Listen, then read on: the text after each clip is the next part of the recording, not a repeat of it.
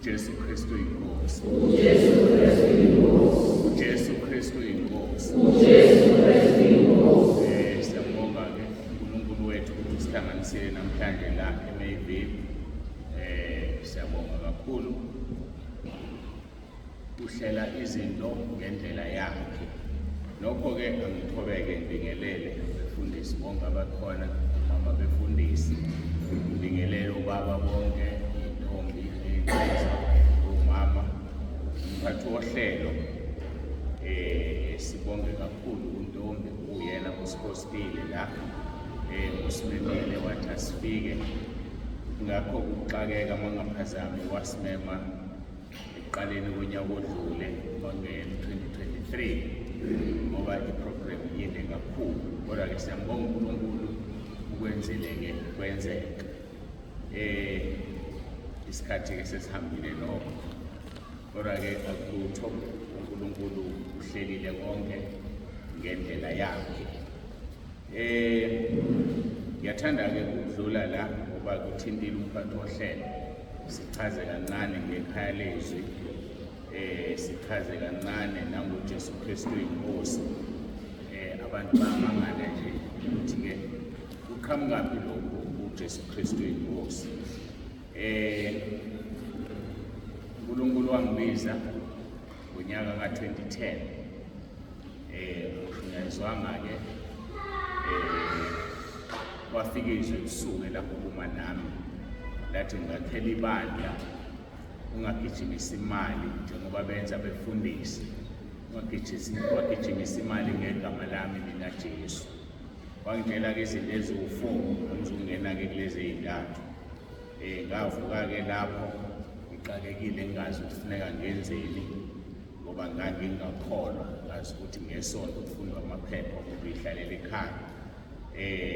Waqala uNkulunkulu wayisebenza impilo yami ngo-2011. Ngiyashesha nje-ke ngo-2011 ngawuqala-ke umsebenzi kaNkulunkulu ngendlela engawuqala ngayo. uNkulunkulu-ke wangifundisa zonke izinto angifundise zona, ungidlulisile ekuvumeni izono, ungidlulisile ekumamukeleni uJesu, wangenza ngayo athenda enye inkuselelo engathi ngihlezi nje ngingezwa nakahle ukuthi kushunyayelwa kuthiwani. Mase kubizwa i-altar call bayiqhamukela izwi nje lathi sukuma nawe umukela uJesu. Ngasukuma-ke ngamukela, hhayi ngoba ngihlatshwe yizwi. uNkulunkulu-ke wayisebenza impilo. Kwathi-ke ngo-2020 ngiwenza umsebenzi ngineminyaka ewushumi ngiwenza umsebenzi, kwafika-ke i-COVID. uNkulunkulu wakhuluma-ke wathi angenze i-WhatsApp group. Ngase ngimbuza ukuthi ngizoyibiza ngokuthi yini igama layo, wayesengitshela ukuthi kufanele ngithi ikhaya lezwi likaNkulunkulu. Kwaba-ke ikhaya lezwi likaNkulunkulu. Kulo nyaka-ke liqeda iminyaka ewu-5. Siqalile ngabantu abawu-33 ebandleni, namhlanje bangaphezulu ka-9,500. Amabandla ahlukeneyo akhona ekhaya lezwi, bafundisa behlukene bangaphezulu ka-600. Zonke izikhundla zabefundisi ezikhona, kusukela kwa-apostoli, amabhishobhu, ama-ashi, ngisho nodokotela bezwi bakhona. Ngiyambonga-ke kakhulu uNkulunkulu ngoba ngendlela akawenza ngayo umsebenzi, ukube angilalelanga ngabe isibopho sami besiyoba nzima kakhulu, ngoba baningi abantu imiphefumulo yabo bethintekile. Ngibuka nje ku-YouTube abantu asebevuma uJesu ngoRoma 10:9 engawufaka ku-YouTube eminyakeni owodwa bawu-21,000. Angibazi ukuthi bakuphi banjani. Engikubongayo ukuthi uNkulunkulu usebenzisa ivoice yami ngelinye ilanga ngohlangana nabo ekhaya ezulwini, ngibonge ngijabule kanye nabo engikholwa ukuthi abangazi, mhlawumbe sebeyangazi bona bangaveli obani, kodwa-ke sibonga uNkulunkulu ubudumo luya kuyena ukuthi uma ku-115:1 ngeke alicazelane udumo lwakhe nomuntu. Udumo kufaneka sikunikeze yena. Ingakho-ke uthola ukuthi thina singabefundisi mase siyaqala umsebenzi kaNkulunkulu sinovalo, siyamtusa, simncome, kuyaba kuhamba iminyakana akusewuyena uJesu owenza izinto sokuyimina bese yasuka-ke. Mayesesuka-ke sekuyimi engenza izinto sengiziyaqala izinto ayisenzeki sengiyagijima ngiyothwala ngofuna izinto zokwenza izinto ngoba senginamahloni kubantu kanti mina sengisukile kuNkulunkulu ngathatha udumo lwakhe. Akafuni udumo lwakhe silithathe ngaso sonke isikhathi. Thina sikwazi ukwenza lutho, yena okwazi ukwenza utho. Athi umpostoli Paul siyibumba nje siyiphethe le ngcebo yasezulwini ngebumba ukuze udumo lungezi ebumbeni kodwa luye kumbumbi okuyena wabumba ibumba. Ngicabanga ukuthi-ke yilokho engingakusho bese ngichaza-ke uJesu Kristu inkosi moya kwabaseFilipi chapter 2 verse 11 lithi izwi lenkosi uNkulunkulu wamnikeza igama eliphezu wonke amagama. Ukuqala kuverse 9 wamnika igama eliphezu wonke amagama. Ngaleli gama amadoda yaguqa ezulwini, ngaleli gama yaguqa emhlabeni azaguqa ngaphansi komhlaba. Bese kuverse 11 izilimi zonke zivume zithi uJesu Kristu inkosi. Kubhalwe-ke ngama-capital letters. Siyavuma-ke ngoba khona leli langa eziyovuma ngaleli ziphoqelekile ziyovuma esikhokweni. Njengamanje esikhokweni bayamthuka njengoba besha bephatheke kabuhlungu kodwa khona la beyovuma khona. Kungase kubasiza-ke nokuvuma ngobe kugcwalisa umbhalo bavume bebesha esikhokweni khonza ukuthi ibini lomlilo usuku lokwahluleka. So-ke uNkulunkulu ayambula-ke le mfihlakalo yaleli gama linamandla ngendlela emangalisayo.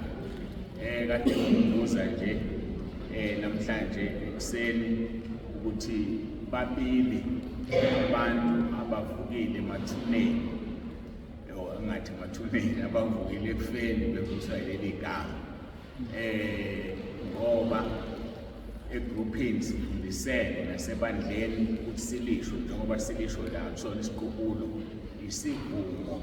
Ufunda leli izwi elikhothayo uFilipi chapter 2 verse 11 lithi izilimi zonke zivume zithi uJesu Kristu inkosi. Akusona-ke isiqubulo and mawulisho kahle awusho ukuthi uJesu inkosi, awusho futhi ukuthi uKristu inkosi, sithi uJesu Kristu inkosi. Mase sishilo-ke silindele ukuthi nawe uthi uJesu Kristu inkosi ngoba uma ngisho mina ngila uqisa amadimoni ayabaleka abalekela kumuntu ongasho ayophephela kuyena ngoba yasha. Befundisi bami mangimnikeza ithiphu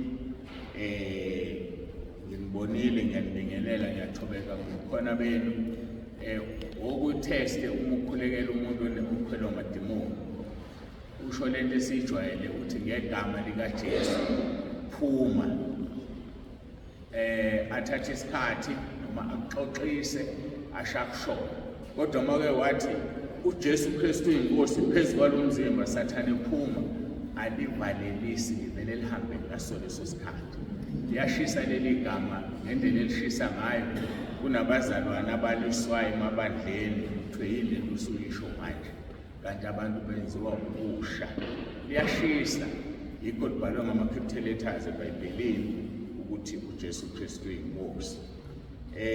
Nomkhuleko kaRoma 10 verse 9 ukhona egruphini njengoba sengishilo ukuthi ku-YouTube bawu-21,000 asebewushilo noma sebewulalelile.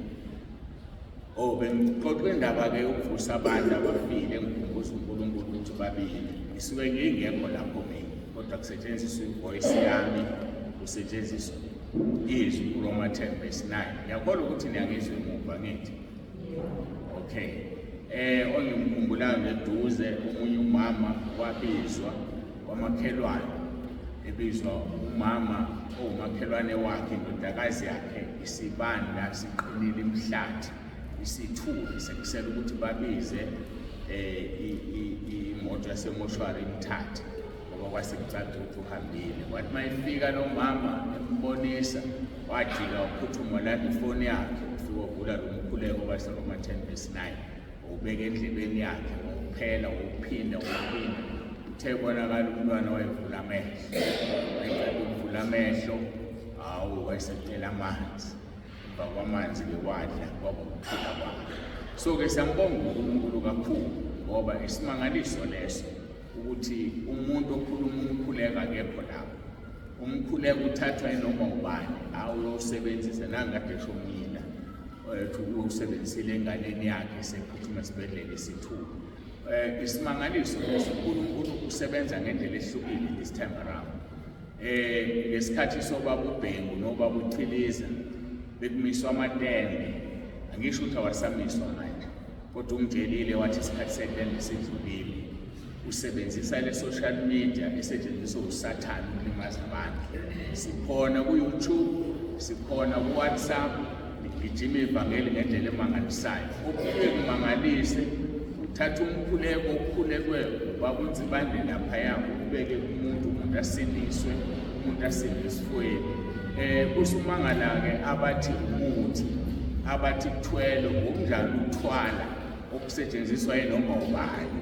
Ngoba phela noma ubani awuthatha umkhuleko ayowusebenzisa, ufike usebenze, umuntu ongamazi nalo azathi ukuphi nalo mfundisi sengiphilile, akamazi nalo mfundisi, mhlambe nalo umkhuleko naye akamazi, unikezile. Ukusebenza kukaNkulunkulu ngoba izwi lakhe naye lento ifika idinga abantu. iBhayibheli libhaliwe more than 1500 years ago. Mase libhaliwe iBhayibheli lisho ukufunda manje malihlaba ukhale inyembezi incwadi esikade yabhala.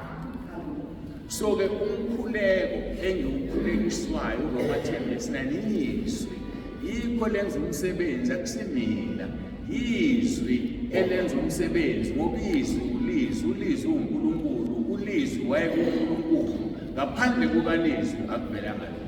Uma singayifunda leyo ukuthi uma ukhuleka izwi, khuleka uJesu uqobo lwakhe, ngoba uNkulunkulu understanda kangcono uma sikhuleka izwi ngoba izwi lakhe, indodana yakhe uyuqobo. Asithandaze singene enkonzweni.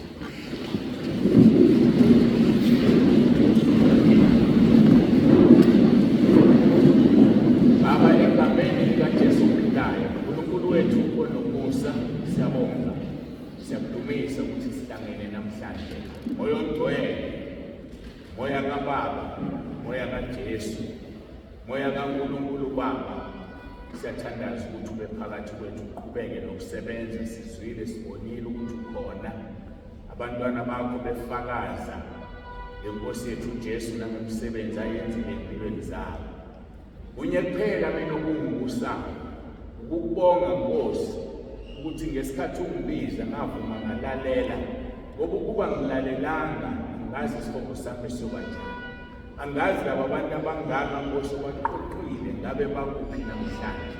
Ngiyabonga Nkosi kakhulu, qhubeka umsebenzise, ibe yibumba esandleni sakho, ibumbe lelo ofisa ukuyibumba. Ngiyathoba Nkosi, namanje ngicela ukuhlala phansi ngilalele, khulume moya ongcwele, usebenzise lo mzimba. Uqobo lwami mina luhlale phansi, kodwa umzimba usebenzise, ukhulume. Ngoba le ngcebo ushilo ezwini lakho ukuthi umbekile kulolu daba. Ngelinye ilanga lolu daba luyodilizwa, kodwa sibonga ukuthi kunesakhiwo esingenziwanga ngezandla esiyongena kusona. Ngiyacela-ke Nkosi, lo mzuzu usunikela kuwena ngomoya wakho ongcwele. Khuluma, ibandla lakho nani lihlezi phansi lilalele, lifuna ukuzwa njengoba kungumsebenzi wakho umoya ongcwele. Inkosi uJesu yasho yathi uzosibikela lokho okuzwayo kukhulunywe ekhaya ezulwini. Namanje sicela lokho Nkosi sibikele, ngoba siyakudinga ukuthi umpostoli uPetro singayaphi uma sisuka kuwe Nkosi, ngoba amazwi onke okuphila akuwena. Nathi sisho njalo namhlanje, siyacela kube nathi, usise kube yilona loyo uthatha isikhathi sakhe wafika kule nkonzo, ngoba siyazi ukuthi ngelinye ilanga ushilo kuJohane 12:48 wathi ngeke usasehlulela, kodwa yizwi olukhulume phakathi kwethu lona lizosahlulela. Siyacela kusenze sibe ngabenzi bezwi, singabi ngabalilalelayo kuphela sizikhohlisa, kodwa silenze ukuze sifane nendoda eyakha indlu yayo edwaleni, okwafika imvula neyikhukhula iwanga, ngoba yakha indlu edwaleni. Kuthiwe abalizwayo balenze ubafanisa naleyo ndoda. Sikunikeza lonke udumo uNkulunkulu wethu egameni lendodana yothando lwakho uJesu Kristu inkosi yethu, sisho isiphumo sethu sikeze sona sithi uJesu Kristu uyinkosi. Amen. Uyinkosi akeneyo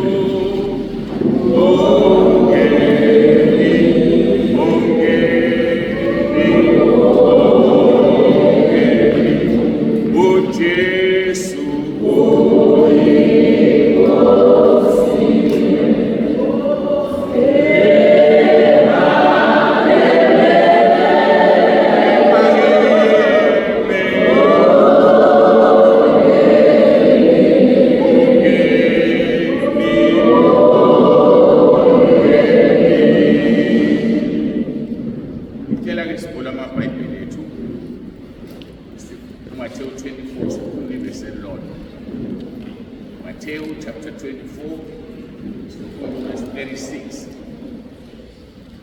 Isihloko sale nkonzo sithi usuku lwenkosi. Usuku lwenkosi. Sizokhumbula ukuthi emavikini ambalwa adlulile ngishumayelile ngosuku lukaJehova esilithola kuMalaki chapter 4 verse 1. Elithi bheka lezi usuku luvutha njengeziko, bonke abaziqhenyayo nabo bonke abenza ububi luzobashisa lolu suku lungabashiyeli impande nagatsha. Athi kepha kunina endesaba igama lami ilanga lokulunga linokuphilisa emaphikweni alo ngiyojikula njengamathole esibane. Usuku lukaJehova lolo. Namhlanje sikhuluma ngosuku lwenkosi uJesu. Uhlukene-ke manje uzokwazi ukuthi awukunensuku ezimbili kanti khona usuku lukaJehova nosuku lwenkosi uJesu. Usuku lukaJehova olusuku olulodwa kodwa luyizinhlangothi ezimbili. Bonke abenza ububi lizobashisa lingabashiyeli impande nagatsha, kodwa abalesaba igama likaNkulunkulu same day kophuma ilanga lokulunga linokuphilisa emaphikweni alo. Usuku olulodwa. Kuya ngokuthi-ke ukhethe ukuphila ngakulokhu uhlangothi usaphila emhlabeni. Kodwa usuku lwenkosi lihlukile lona ngoba usuku azobuya ngalo ezolanda ibanga. Masifunde verse 36 Matthew 24. Kepha lolo suku nalelo hora akakho wazi lutho ngalo, nazingelosi ezulwini nandodana uBaba kuphela kuphela. Kepha lolo suku nalelo hora akakho wazi lutho ngalo, nazingelosi zasezulwini nandodana uBaba kuphela. Kuzo zonke izinto inkosi uJesu enamandla negunya phezu kwazo, usuku lwayo kuphela engazi lutho ngalo.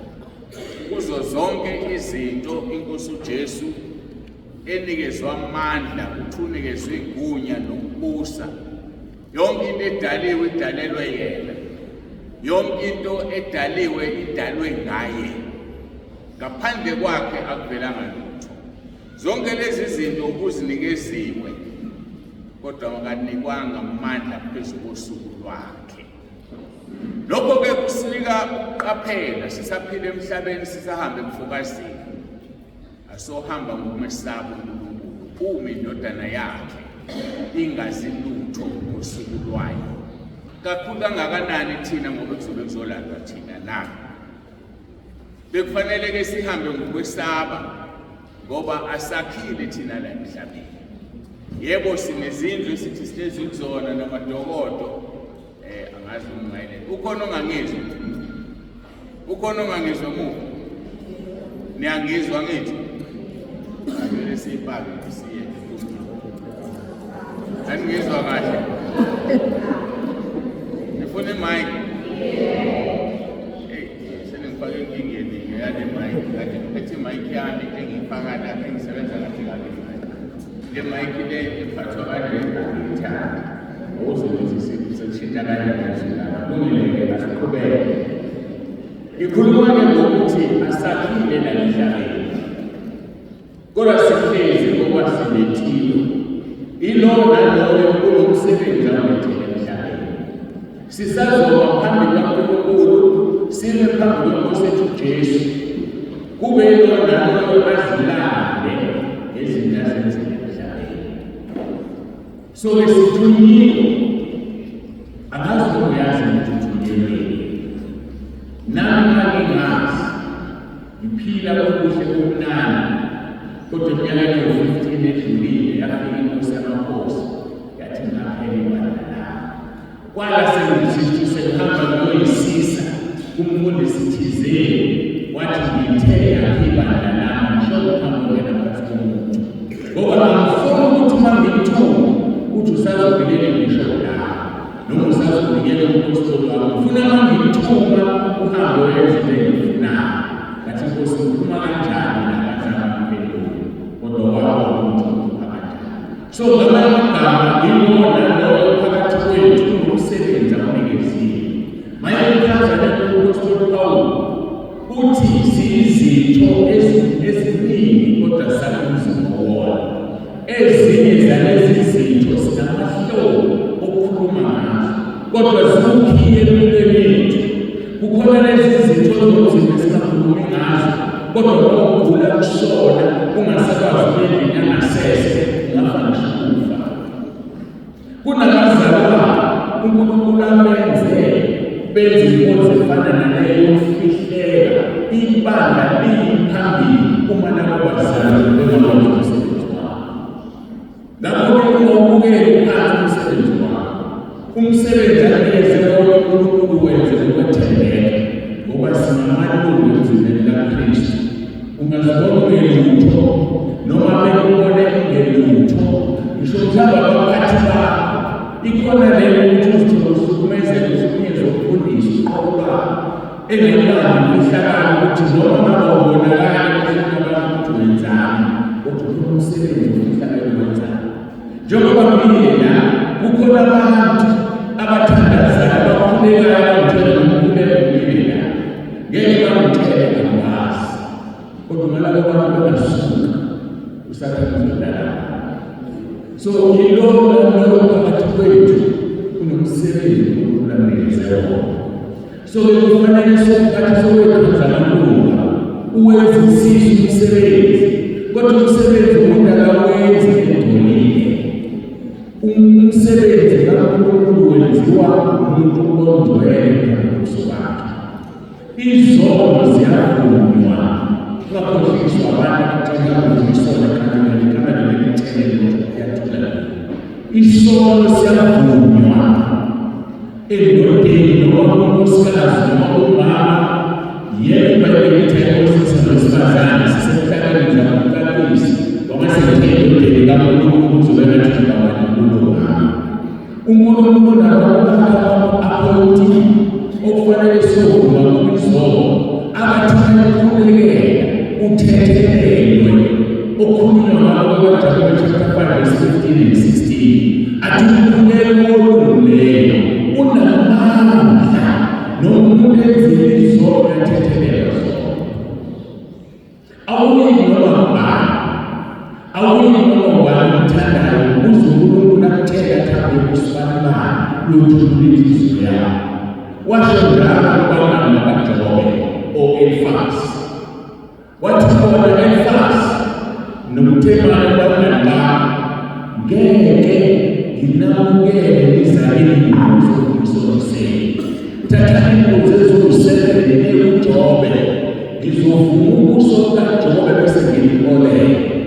So kunezinto esingabene ngazo uNkulunkulu ongeke uziyele uNkulunkulu njengoba bakhohlisa.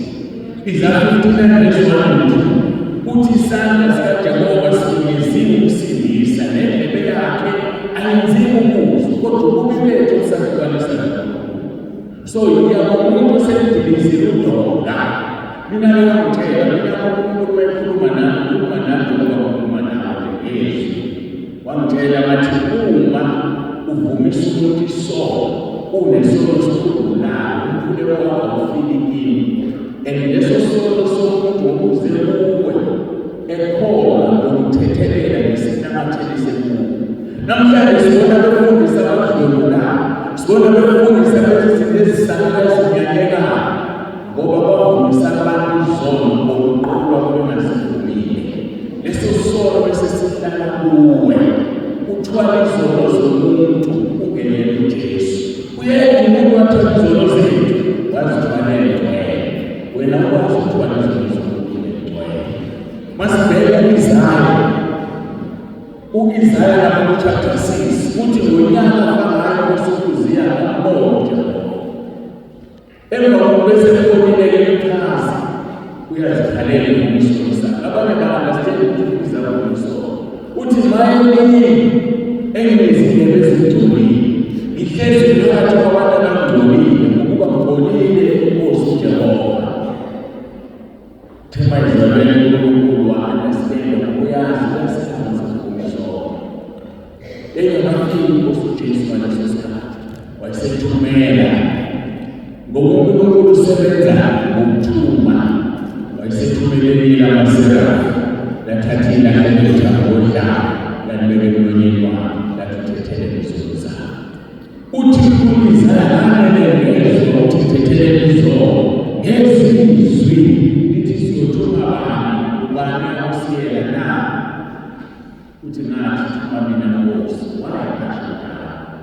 ngoba wayesebenza bantu bawugijimela umsebenzi kaNkulunkulu bengekhontwele bawugijimela umsebenzi kaNkulunkulu bengathunyiwe uyathunywa uthunywa ngoba usuhlanzele egazini likaJesu ugcwele awukwazi ukuthi umsebenzi ugcwele uthunyiwe ubizwa ukuthi ubeklini ngoba sonke sonile phambi kaNkulunkulu sisilalele inkazimulo yakhe siyayithola uma sivuma uJesu ngoba thembisana siyayithola lengazo uma sivuma izono zethu ngakho-ke into kaSikhulu ukuthi asakhile sisazoma phambi kaNkulunkulu amaHebheru 9:27 athi kumiselwe ukuthi abantu bafikayo emva kwalokhu lokwahlulela owakubuza ukuthi abantu bafika namhlanje usuku lokwahlulela uzoyahlulela na uzombona umntana wakho noma ngekubona ngakho-ke ezweni lomfokazi masihambe ngokwesaba athi umpostoli Paul mayibhala baseFilipi chapter 5:1-3 athi ngoba siyazi ukuthi uma idokodo lethu uma indlu yethu yasemhlabeni eyidokodo idilizwa sinesakhiwo esivela kuNkulunkulu iy'mbengenzumanga ngezandla unaso ukwena leso sakhiwo na unaso leso sakhiwo ngoba lolu suku lwenkosi esikhuluma ngalo namhlanje uphathi wami angazize wayidala imoto ngiyabadabulela abangekho ekhayalezi ngoba usekhayalezi ngo-WhatsApp usigruphile uzothola uphathi ngoba intshumayelo endele ukulanqalisela umoya wakho uma idilizwa indlu yethu yasemhlabeni njengoba lokho umuntu izodilizwa udala lokho izongena ethuneni zithwala izangathi kusuku aphume umoya wakho uphume umphefumulo wakho uye lapho usebenzela khona uzothina uyofike ekuthini kunesakhiwo esingenziwanga ngezandla ngesikhathi uNkulunkulu ebumba uAdamu wambumba ngezandla zakhe wabumba u-Eva ngoba uAdamu wasebenzisa izandla zakhe kodwa kunesakhiwo esingenziwanga ngezandla amaHubo 1:4 lithi wenza izingelosi zibe yimimoya inkunzi zakhe zibe nomanakakhulu ileso sakhiwo esilethi ukuthi sibe yimimoya sibe nomanakakhulu kodwa sibuka imimoya njengey'ngelosi kodwa sizofana noJesu 1 John chapter 3:2 uthi njengamanje singabantwana bakaNkulunkulu kodwa asikwazi sokungalini kodwa yini esiyaziyo ukuthi sizofana naye abesethi verse 3 bonke abanalo themba bayazihlambulula kuye ngoba yena uhlambulukile uyazihlambulula wena nawe wagcina nemiphefumulo wagcina nemigeza umphefumulo wakho nawe angivuke ekuseni namhlanje wageza mawulala uzogeza uthatha izinto zokusebenza ugeza umzimba wakho ukufika mhlaka just for 7 days nawo uNkulunkulu u7 days ungagezi ungazihlambululi uyanuka athi ngoba kwabona basekhona siyiphunga elimnandi likaKristu uNkulunkulu kwenziwa izinto elimnandi uba ukubadugeza ngelishaweni uphuma insipho kugeza ungaba relax ungaba iphakathi whatever uzophuma insipho kugeza ukuzihlambulula unukazi kaJesu uNkulunkulu uyiphunga elimnandi uma kade wakuzihlambulula ngaba kuthuma kanjani akhonekele uNkulunkulu simele ukugeza bonke abanalelo themba bayazihlambulula kuye ngoba ehlambulukile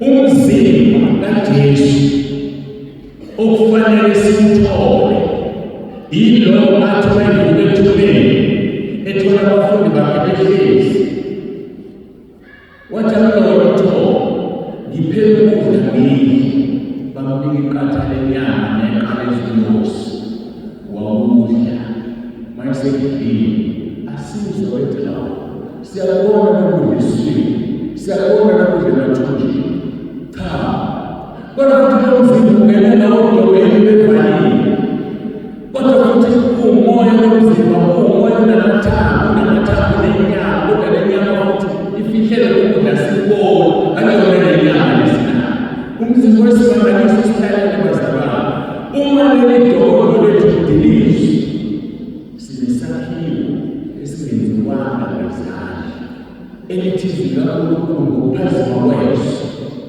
ngesikhathi eqhamuka phezulu yokwenzakalayo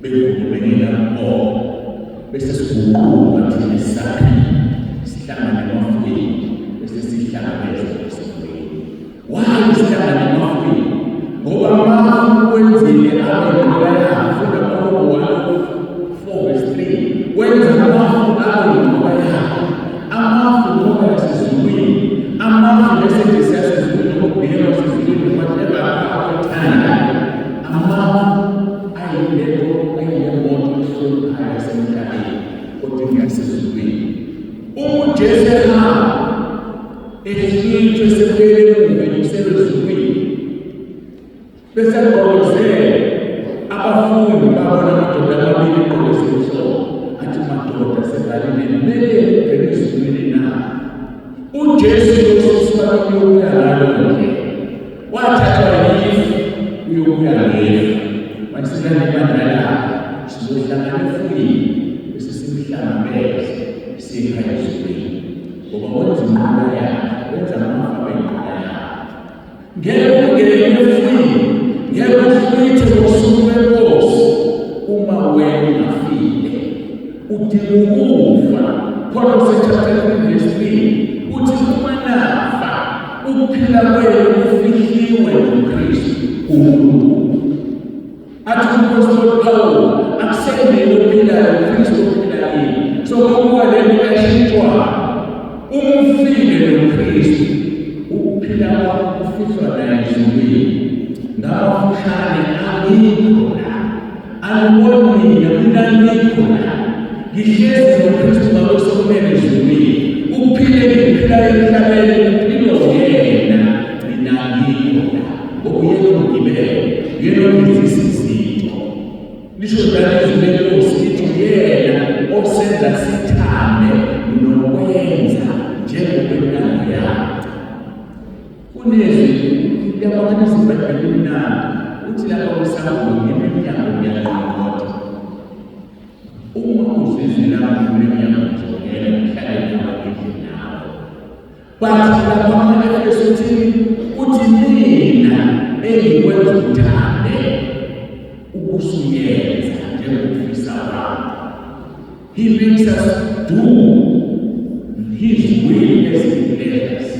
So mayisenza lentando kunesikhathi la ekhoqa kwenziwe kodwa don't feel ukuthi yakhoqa usithola uyenza kodwa uyakwenzisa bese kwanesikhathi mina eminyaka ngibona ngiyaqala umvula ngizongena ngiyongena ilokho umuntu besikhuthaza vuma uthumizana thuma mina Nkosi khona ngiyakhumbula ukukhuleka nokukhuleka ngiyithe kusukela 2007 or 2006 kanti kuya 2009 ngempilo engangiyiphila enganginayifuni ngiqalaze isonto njalo ngikukhuleka ngizizwa ukuthi Nkosi ngenze ibumbe esandleni sakho ubumbe lelo ngifuna bese every day uthanda ukuthuleka ngempindezela ngina uthanda zakhe u-2009 u-2010 wasikhuluma wathi yakubana kubiza ukuthi uvume ungavumile kumsebenzi vuma mawusuvumile umhleshulwa hlukana nesono hleshulwa abantu abaningi ababusiseki because abavuma umhleshulwa ngesikhathi Jesu ehlezi nabantu ehlanu uthi bafundi bakhe sebenziwe ezintathu ehlezi nathi banakho nini nasibabona bathi bafundi kunomfana olezikweli enhlanu uJesu ethela lithi iBhayibheli wafika uswisa maqhawe wasekhethweni ukwandabale akwandiswanga isibusiso kuphela kwandiswa ukuthemba kokubusiso kwahleshulwa nawe uzobusiseka only ngokuvuma ukuhleshulwa uhlukana nesono uhlukana nalelo athi umbhalo wamaHebheru chapter 18 athi lokusinde emvendala lofakazi esiqhubeke masila isono esithandana kunekobheli la isono isibusiso elisebenza ngokuhlakahla Jesu manje busiso yena bekisana ngesisebenza ngokusono hleshulwa hlukana nesono qaphahla umuntu aqaqile umphahla yokufike kuJesu amadoda amane uJesu eshumele lokuma lithi iBhayibheli bathi babefika balethe umuntu lelo phahleni bathi bafuna kwakugcwele baqaqapha Jesu banalisi lithi izwi lenkosi uJesu wakwabo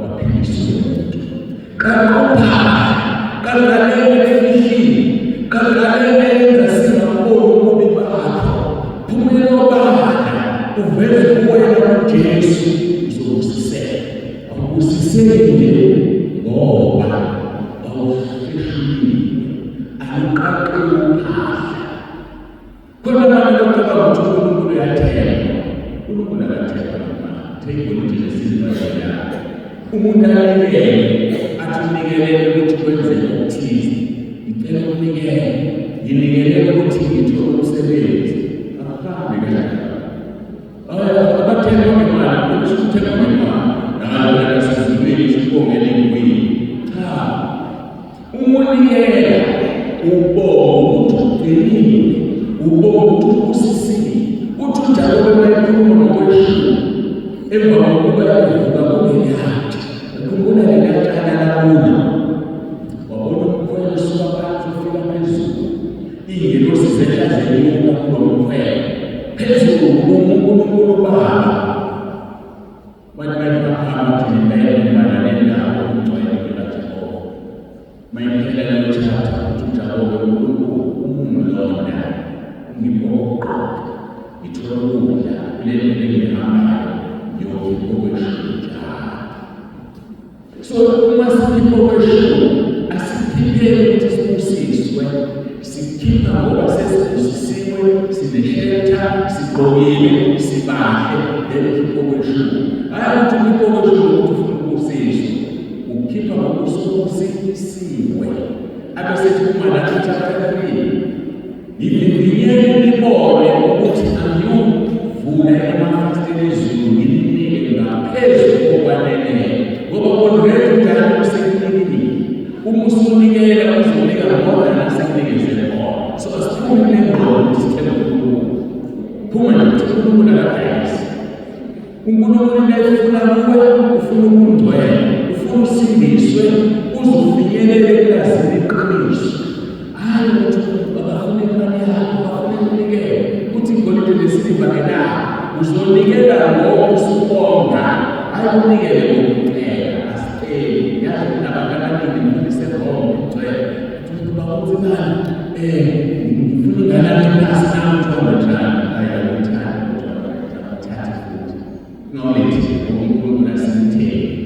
Wena zihlanze uzingcwelise uzidemonstrate akhombise ukuthi ungubani kuwe. Akhombise ukuthi lapho Malaki chapter 3 verse 12 izizwe zonke ziyobona ukuthi nibusisiwe yini. Ngoba kunjani? Ngoba uyayiqalela wambona ukuthi ubusisiwe. Angikho-ke lapho imvelo yamele sikhuluma la ngokuthi siyazi ukuthi kubalulekile ukuthi sibesakhiwe. Unaso leso sakhiwo. Isikhathi lesi sokuphumule, isikhathi lesi sokuphumula utholakaniswe ngaleli. Wembathise utholakaniswe wembatha ngaphezulu. Njengoba kufanele ibhande ngilalisile phezulu kwesheti noma phezulu kwenegigqokile. So-ke lithi izinto verse 2 wasekumele verse chapter 5 ngenxa yalokho siyakhula silangazelele kwelakaniswa ngendlu yethu esezulwini. So usuku nosuku into esifunayo sifuna ukwelakaniswa, sifuna ukuyembatha lendlu ngoba uma siyembethe malidilizwe leli dolobha isakhiwo siyaphela sibekwa.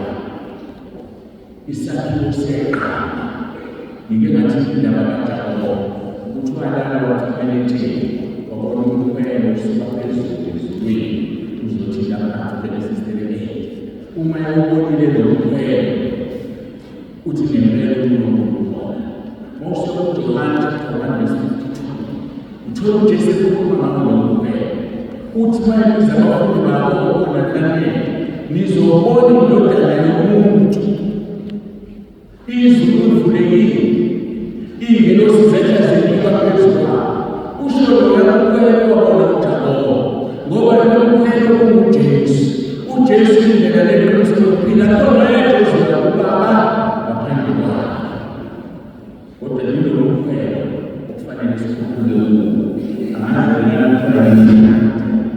noma isitebhisi okufanele sikhuluke ngaso siye ekhaya ezulwini. Ilesi sitebhisi kufanele sisebenzise iy'ngelosi zokwenzekala khona. Ngakhumbula engayixoxela umfundisi ekhuluma ngaso lesi sitebhisi ethi kwakunomakoti ekhaya thizeni wasindiswa kwafika kwafika intebe ekhaya amakhaya nje la amakhaya kawazi amakhaya abalayitheni bathi sebefana. Fika intebe wasindiswa nomakoti ngoba yedwa ekhaya sindisiwe. Ngelinye ilanga uyathandaza uthi lo makoti Nkosi ngicela ngikhombise ukuthi uNkulunkulu efa kwenzakalani. Ngithi lelo lamanesi ishumayela isihambo basala abantu bezindala kube lona loyo awuzophepha kube lona loyo uzophepha. Uma esephendukile lo makoti wathandaza umthandazo wokukhohlwa wadlula engqondweni yakhe. Hayi ukuphila lekhaya uyisezala inkehlala lekhaya lakhula ngelinye ilanga. Lakhula inkehlala ngakholwa lathatha lasiwe enyangeni lashothela nale kwanhlanzwa. Ngelinye ilanga liseni kuhlela uzwe izwi lokuthi lithi izwi lokhu wakubona namhlanje abesekubuka ukuthi yini ngathi lo mkhuleko wokukhuleka kuzokwenzeka lokho okubona. Kodwa mase kwenzeka ungatsheli umuntu yonina mina ngitshela ukuthi sikhuluma yona. Amangala engazokwenzakala.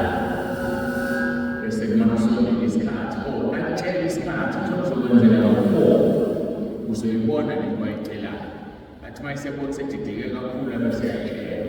Wathi ukwazi ukukhuluma yena kwenzakala.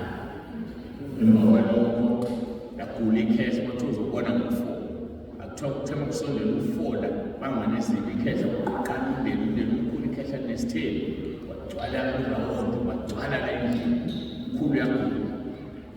Kuthi ukuthi u-4 o'clock waphuma. Mawuphuma umphefumulo bonke bethi ihambile ugodukile uthi ngalibona livuka ikhehla sisala isikhulu lokhu sengibona ngeke ithe kwavuka ikhehla lasibuka isidumbu salo lasikhahlela lasifela ngamathe lathi ngiyakhona namhlanje ngenxa yami wasivule umgudu omkhulu kulo rawundi waphuma into ezisayilwane ngathi zingabantu zisayilwane zalibamba ikhehla lanxura zasithela na ngolimi kwelokukholwa kwakungamadimoni emusalapha kwibhotomu lesiphiti emgodini ongenamkhawulo ubengakhohlwa. Izwi lamkhumbuza ngithe ungatsheli muntu ngiphendula umkhuleko wakho okhulekayo wadlula waphila la ekhaya impilo yayo phambili.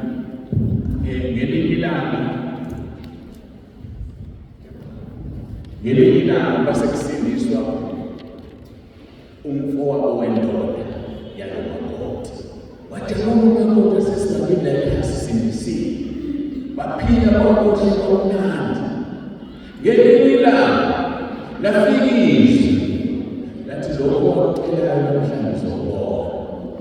And she understood ukuthi zimbonile wakhona nokusho ukuthi sehamba bakithi sisebalinde sihlezi kamnandi kodwa akekho sure. Hayi thina sifike isikhathi ngoba kuhlale kulo nomphuthumo bathi bayaqoqana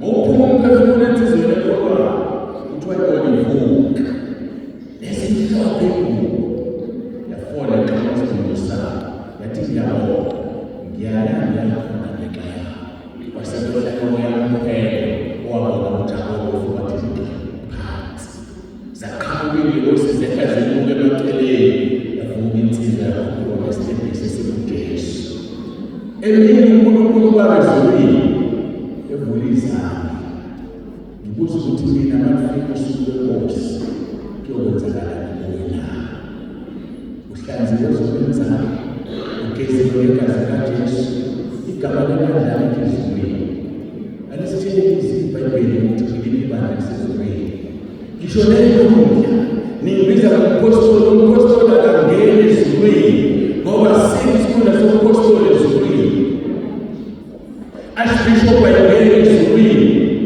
ungena umuntu ohlanzwe ngegazi likaJesu isikhundla sasemabandleni emhlabeni esezulwini sisodwa ama-elda awuthulufuwazi wezisihlalo sikaNkulunkulu i-elda umzalwane loyo ungena abazalwane abahlanzwe ngegazi likaJesu. Umbuzo wami uthi manaqala usuku lwenkosi lokwenzekani na mayibuzo ibandibandla ngifuna ukuqedela abasekolosefika 4 bese ngiyasuka ngithe abasekolose chapter 3 verse 3 lithi uma nafa ukuphila kwenu kufikwe noKristu kuNkulunkulu. So akwena ophilayo la uKristu okhupha umzimba wakho ophilayo wena usekhona. Athi verse 4 uKristu ebonakaliswa unguphila wethu nani niyobonakaliswa kanye naye. Alithi verse ngithandana nale Bhayibheli ngoba lithi uKristu ebonakaliswa niyobonakaliswa naye. Angithi wena uphila wakho ufihlwe naye.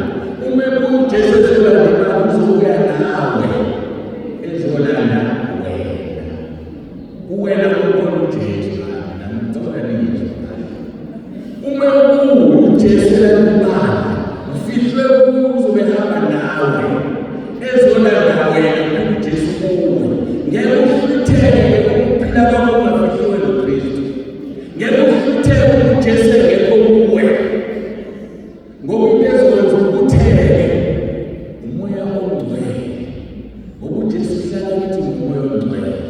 uNkulunkulu bakuhlala ukuthi ngomoya ongcwele athi uJesu John 14 ngicabanga verse 17 akusikhumbuli kahle athi ngiphelele baba umoya ongcwele uzohlala kini ukuze kube phakade. So umoya ongcwele ofuna leyo kayibuthi insimbi yokubuthi ayibuthi insimbi engenakho ukuyibutha. So uzufitheke lebala umoya ongcwele oyisibambiso esisinikezile ngeke ufutheke ngela umoya ongcwele. Yebo umoya ongcwele uphelekiselweni umoya ongcwele uNkulunkulu babongcwele uNkulunkulu indodana engcwele basithi umoya ongcwele uZulu ongcwele basithi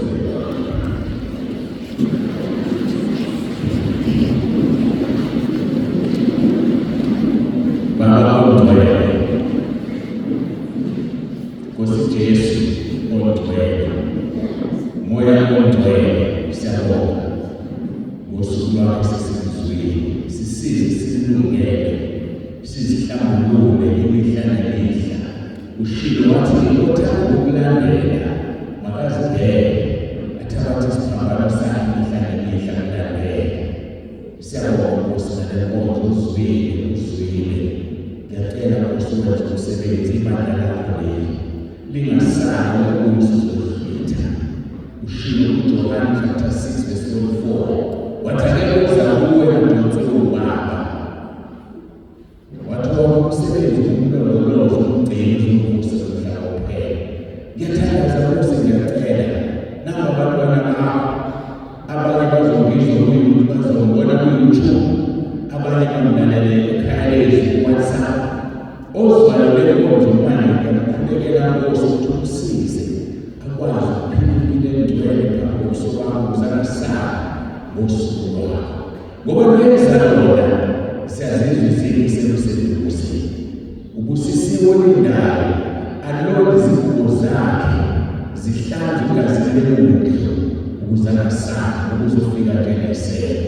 Ngiyacela Nkosi bakusise futhi laba bafikile namhlanje nalaba abalalelayo lekonzo bakusise nabazoyibuka ku-YouTube bakusise wehlise usumusa wakho ngokushilo kwabase-Efesu wathi kungumusa ukuthi sibisile thina singalokholwa welulethe ifavor lethe umusa bese qhamuka insindiso. Ushilo kuMahebheru 11 verse 6 wathi ngaphandle kokukholwa akukho ukuthokoza kwenu kodwa uthokozise ukuthi umuntu ozakuwe akholwe ukuthi ukhona nokuthi ungumvuzi walabo abakufunayo. Siyakufuna uNkulunkulu Musa, siyakufuna, siyakubiza sisaphila sisesemhlabeni, siyakubiza siseseduze sisize Nkosi ukuba ashiye indlela yakheni ashiye ukungcola kwakhe ngoba kungokwesikhathana nje isono kodwa ingunaphakade esikhobheni umvuzo wesono. Siyabonga Nkosi ngenkonzo ngolonke esinikeza wena usisane iy'ncelo zakho sezifikile kule nkonzo eziyisapotile. Siyabonga siyazi thina abafundisi sinesifo sokuthi asithandi ukulalela umfundisi singamazi, sinesifo sokuthi asithandi ukushukayezwa kanti besingafunda izinto uma besivuma ukuya kwabanye abantu ngoba usiphanga ngokufana sinalo nahlukene kulo mzimba omunye uyisande omunye umlomo omunye unyama. Siyabonga Nkosi ukusisa abantwana bakho kakhulu isibusise bacelela sona abafundisi abadala ukuthi Nkosi bangene ezonweni losuku lokugcina awuthole ukuqhela babekele usisake wonke ofikile nolalela inkonzo ngolonke esinikeza wena uJesu Kristu inkosi.